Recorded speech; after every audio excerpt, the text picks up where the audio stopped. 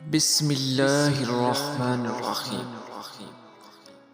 ایک بادشاہ نے اپنی قوم پر ظلم کر کے بہت سارا خزانہ جمع کر لیا اور اسے شہر سے باہر ایک جنگل میں خفیہ غار میں چھپا دیا۔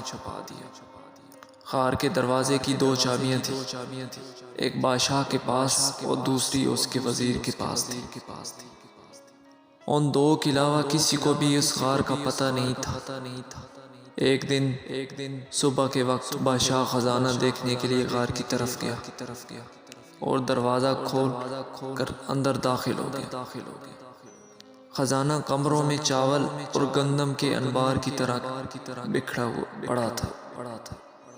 ہیرے اور جواہرات الماری میں سجے ہوئے تھے۔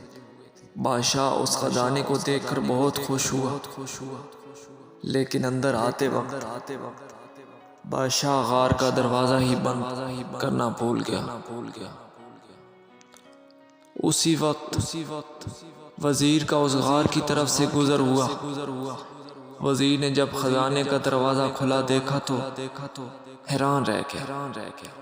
وہ سمجھا کہ غلطی سے دروازہ کھلا رہ گیا ہے۔ اس خیال کے تحت اس نے دروازہ باہر سے بند کر دیا اور محل پہنچ کر یہ بات بھول گیا۔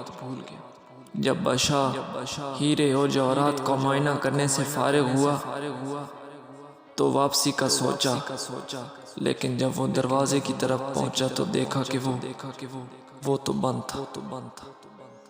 بادشاہ نے دروازے کو خوب زور زور سے پیٹنا شروع کر دی، ساتھ ساتھ چلاتا بھی رہا، لیکن اس ویران جنگل میں اس کی آواز سننے والا کوئی نہ تھا۔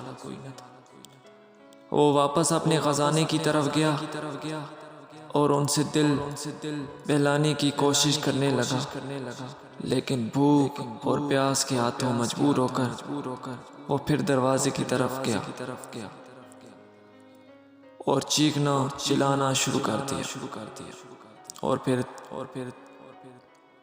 تھک گیا اور واپس جگہ پر آ گیا۔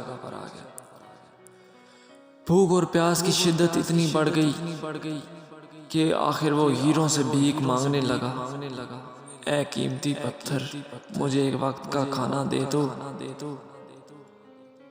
اسے ایسے لگا جیسے وہ ہیرے اس کی سادگی پر زور زور سے ہنس رہے ہیں۔ اس نے ہیرا اٹھایا اور زور سے دیوار پر مارا، پھر موتیوں سے اپنی فریاد کرنے لگا، اے قیمتی موتی، مجھے گلاس پانی دے دو۔ ایسے لگا کہ موتی اور جواہرات اس پر ہنس رہے ہوں۔ بادشاہ کو بہت غصہ آیا، لیکن بھوک غصے پر غالب ہوئی۔ آخر بھوک کی شدت اتنی بڑھ گئی کہ وہ نڈھال ہونے لگا۔ اس نے دنیا کو پیغام دینے کے لیے زمین پر کچھ لکھا۔ اس کے بعد بادشاہ کا انتقال ہو گیا۔ وزیر بادشاہ کو تلاش کرتا ہوا اس غار کی طرف سے گزرا تو اس نے سوچا کہ بادشاہ کے خزانے کا کچھ اتا پتہ کریں۔ جب وہ غار کے اندر داخل ہوا تو دیکھا کہ بادشاہ مرا پڑا ہے اور زمین پر لکھا ہے، دولت کسی کو زندگی نہیں دے سکتی،